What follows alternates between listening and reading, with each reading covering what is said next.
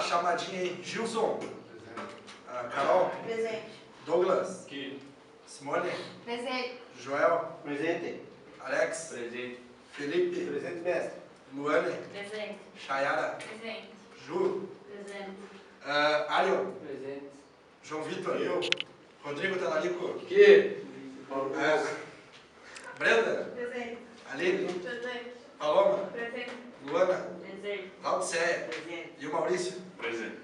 Fechada a chamada aí. A Dai tá aí também ou não? Presente. Ali, veio a Dai hoje. Pra ouvir. Bom, vamos começar a aula então hoje, né?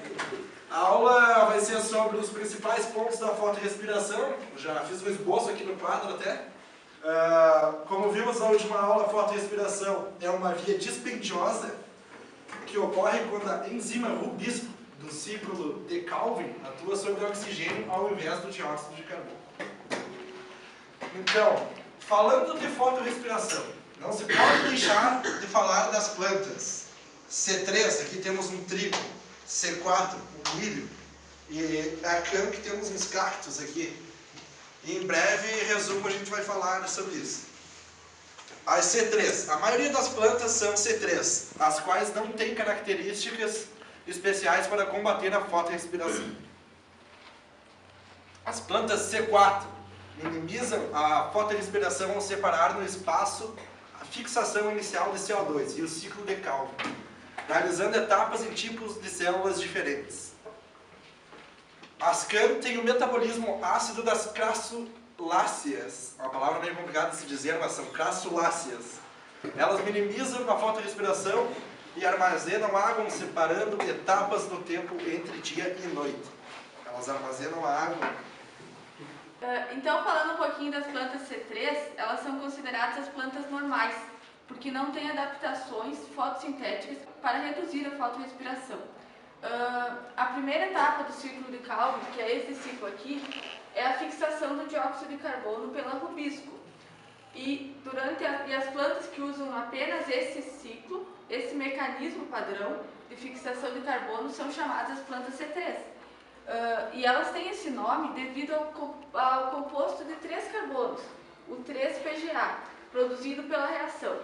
Então, cerca de 85% das espécies de plantas do planeta são consideradas C3, incluindo o arroz, a soja, as árvores e o trigo, que é a planta que está representada aqui. Então, concluindo, as plantas C3 possuem apenas o ciclo de Calvin de fixação de CO2, tendo como resultado 2 moléculas de gliceraldeído trisfosfato e 3 moléculas de carbono. Então vamos falar então sobre as plantas C4. Tá? Diferente das plantas C3, elas não utilizam somente o ciclo de Calvin. Tá? Nas plantas C4 as reações dependem da luz e do ciclo de Calvin estão fisicamente separados, com as reações dependentes da luz acontecendo nas células do mesófilo. O ciclo de Calvin acontece em células especiais, chamadas células da bainha. Então, primeiro o CO2 atmosférico é fixado na célula do mesófilo para formar um ciclo orgânico com 4 carbonos simples. Então, esta etapa é realizada pela enzima PEP, carboxilase, que não apresenta tendência para se ligar ao oxigênio. Os 4 carbonos simples então são convertidos em uma molécula similar que pode ser transportada para o interior das células da bainha, do feixe vascular. Então, dentro da bainha, o malato, o aspartato, né, é quebrado e liberado uma molécula de CO2, que esta depois acaba retornando ao ciclo de Calvin. E a outra, do piruvato, faz a regeneração. As plantas C4, diferente das demais, porque a captação de CO2 é realizada pela enzima PEP, ao invés da rubisco. A diferença está não somente nas enzimas, mas também no local de captação de CO2. Esta absorção ocorre no citosol das células do mesófilo. Nas plantas C3, essa captação ocorre diferente nos cloroplastos de todas as células do mesófilo. Todas as vias produzem NADPH e piruvato, além, é claro, de liberar o CO2 para o ciclo de Calvin nos cloroplastos das células da bainha. O CO2 liberado será incorporado ao ciclo e seguirá todas as etapas do ciclo de Calvin. Por fim, ocorre a regeneração da PEP e o piruvato é liberado. Retorna a célula do mesófilo com a utilização da ATP mais piruvato. Algumas plantas são adaptadas a ambientes secos, como os cactos e as bromélias. Essas plantas usam a via de metabolismo ácido das crassuláceas, por isso o nome CAN. E o objetivo delas é reduzir a fotorrespiração. À noite, as plantas CAN abrem seus estômatos, permitindo a difusão de CO2 para o interior das folhas. Esse CO2 é fixado em oxaloacetato pela PEP carboxilase e a seguir convertido em malato ou outro tipo de ácido orgânico. Então, o oxaloacetato fica reservado no vacúolo para ser transformado em malato. Durante o dia, ele é descarboxilado, sendo transferido para os cloroplastos, liberando CO2 para o ciclo de Calvin. Nas plantas CAN, a carboxilação é noturna, fazendo com que os estômatos encontrem-se abertos no período noturno. A descarboxilação acontece durante o dia, usando o CO2 captado na noite anterior.